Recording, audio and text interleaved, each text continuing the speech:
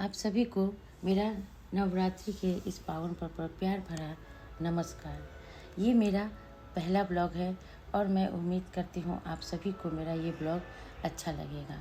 अगर अच्छा लगा तो प्लीज़ लाइक सब्सक्राइब करना ना भूलें। आप सभी को हैप्पी नवरात्रि।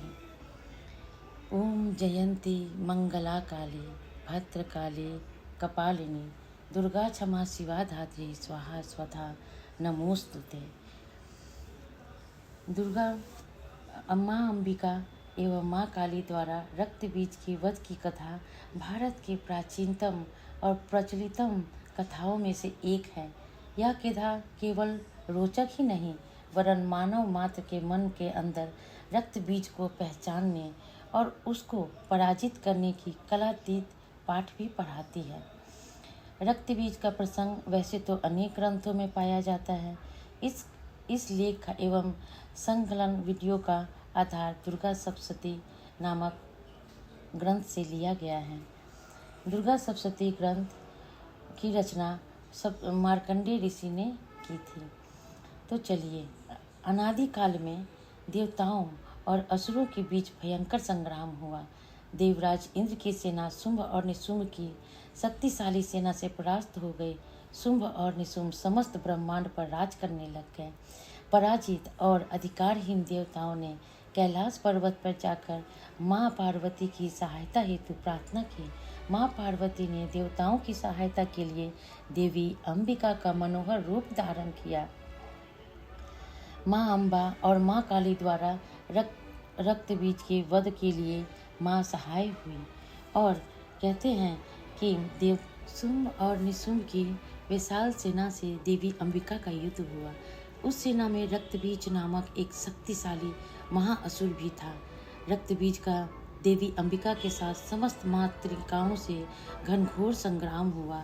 उस धूर्त दानव के पास एक अनोखा वरदान भी था।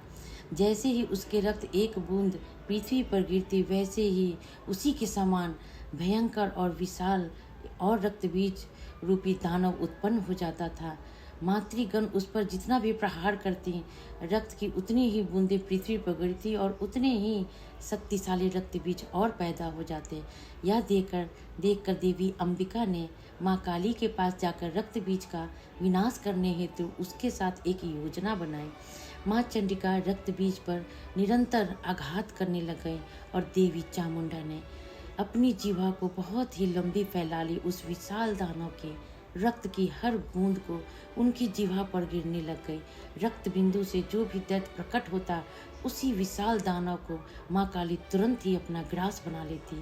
धीरे धीरे रक्त बीज का संपूर्ण रक्त शीर्ण हो गया और उस भयंकर दानव का अंत हो गया।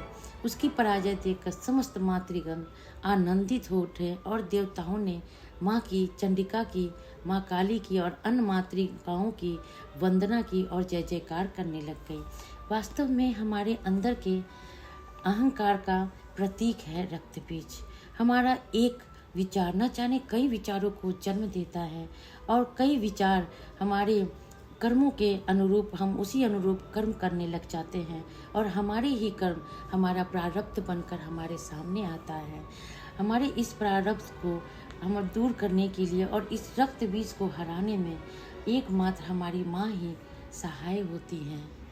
तो इसलिए एक बार प्रेम से बोले जय जगदम्बा जय जगजननी। और आप सभी भक्तगण माता से हमेशा अपना मंगल कामना करें।